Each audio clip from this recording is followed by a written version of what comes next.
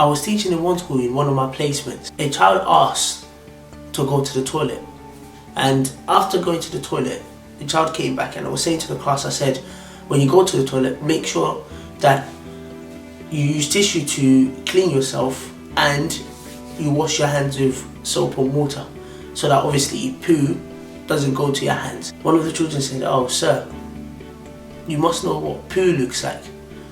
I was like, "Why?" He said, "Because the colour of your skin."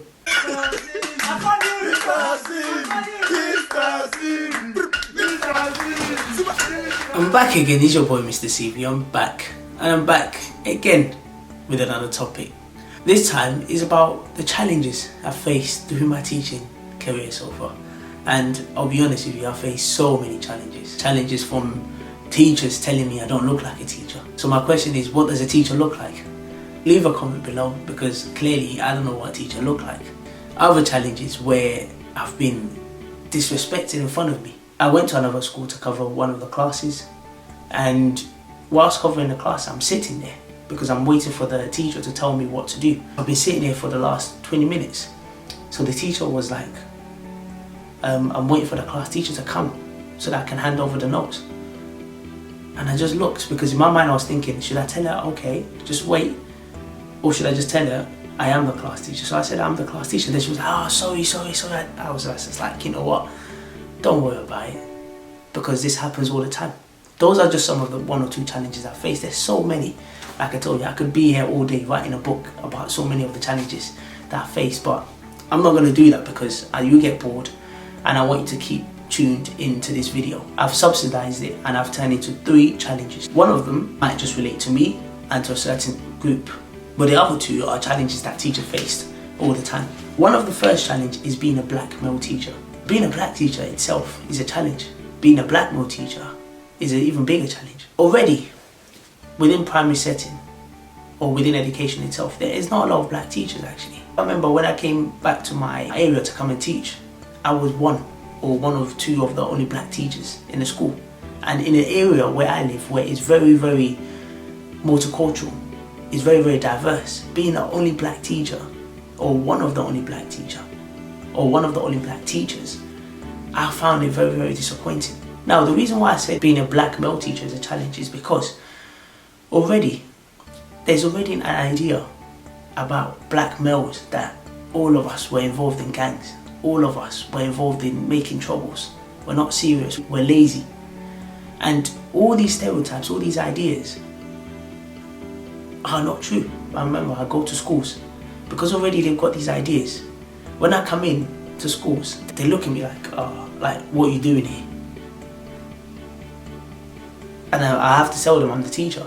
Then they're like, oh, so I was like, come on man, get off it. So already they've got all these stereotypes, all these ideas about being a black male, that already they think black males, the only jobs we're good at is being a rapper or being a musician. But hopefully, I hope, me being a male teacher or black male teacher, I've changed that perception about black people, black males especially. I remember one school I was at, one of the staff working there, he said to me, he said, you see these children, within the next 10 years, they're going to end up in one place. It's either prison or dead. Even the staff itself, some staff I've worked with, they have no faith in some of these children that they're teaching. They're just teaching them because it's their job. They're teaching them with their mindset that, oh, these children have no future. But when I go into these schools, I look at these children because I understand what some of these children are going through. And it hurts me so much that people have these kind of ideas. If you have these kind of ideas, you shouldn't even be working with some of these children. As I was saying, I face so many challenges, but that's just being one of them. Being a black male teacher, when I have to go to schools, people already have ideas in their head. They've programmed them because of what they're watching in the media. Oh, black males are this, black. No, we're not. I know successful black males. And in my channel, I'll be promoting these people because it's important that people see us in a different light. That people see us that we're actually doing something great, we're doing something successful.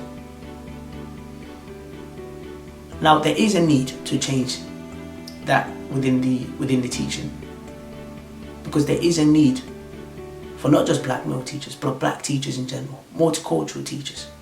Like I mentioned before, I live in a multicultural area, I live in a diverse area, and sometimes I'm the only black teacher. Sometimes I'm one of the only black teachers, or one or two of the only black teachers. It's not good enough.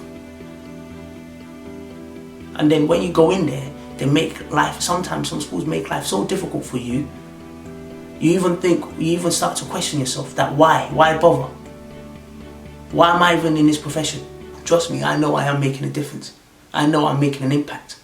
So I'll continue being a teacher, regardless of what kind of ideas people have in their head. So that's just my first challenge. My second challenge is a bit more generic. It's an issue which teachers faced all the time. If you watch one of my videos, I said about one of the reasons why I should get into teaching is because of the holidays. That's also another reason why not to get into teaching. Because it now links to the second reason, which is you're never getting a holiday. You're always working, always working.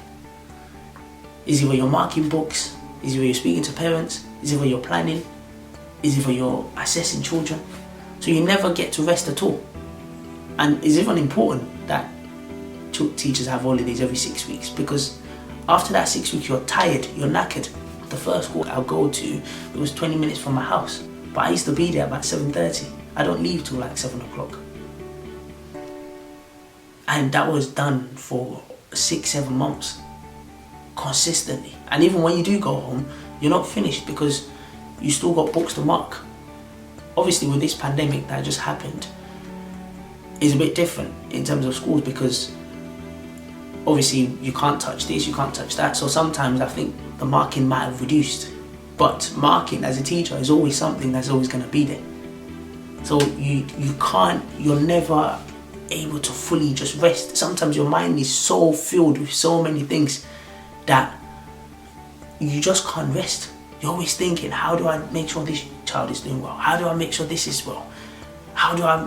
It's just consistently working. As a teacher, you never get no holidays. It's a 24/7 job.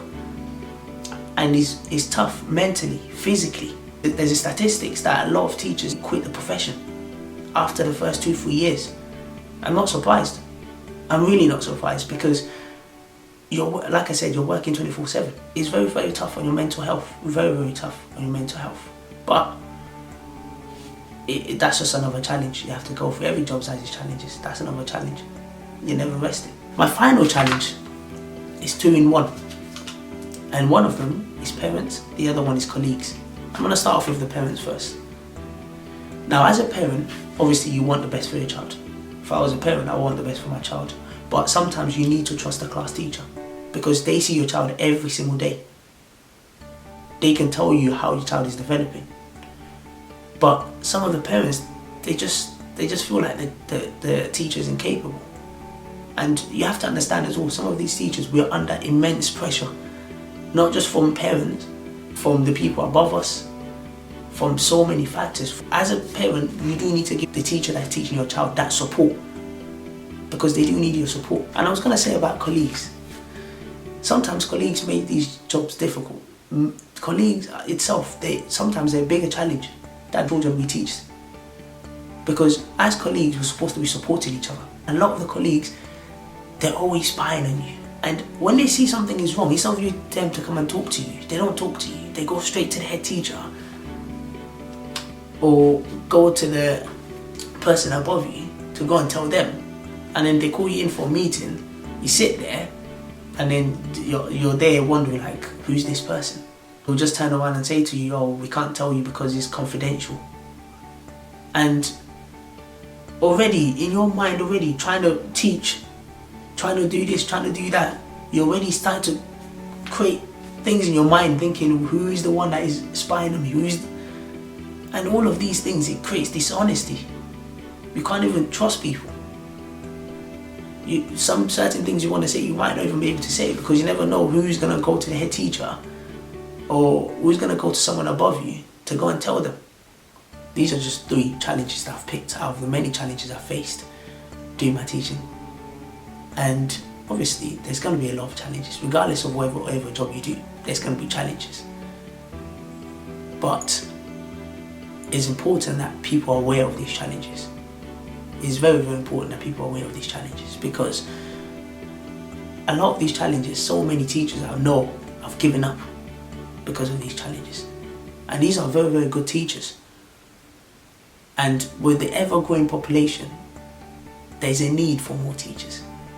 But there's no way teachers are going to be sacrificing themselves, because this job is a sacrifice. We're sacrificing our time, our energy.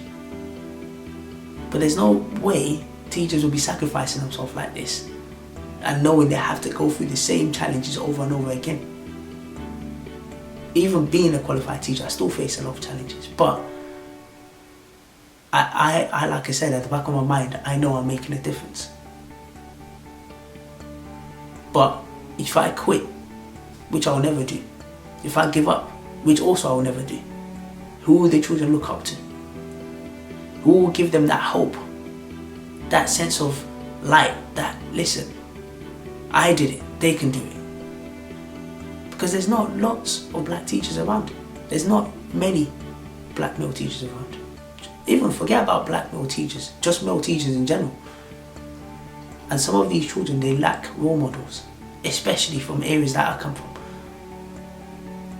Anyways, I don't want to go too much into this, because as I'm speaking, it's even hurting me inside as I'm saying this. I've decided to share this because I feel it's important that people are aware, people know. But anyways, it's your boy Mr. CV. I'm going to leave you to it. Have a good day. I'm off. Enjoy your day, enjoy your weekend, whatever you're up to, and keep supporting your boy Mr. CV. And regardless of the challenges, the fight must continue.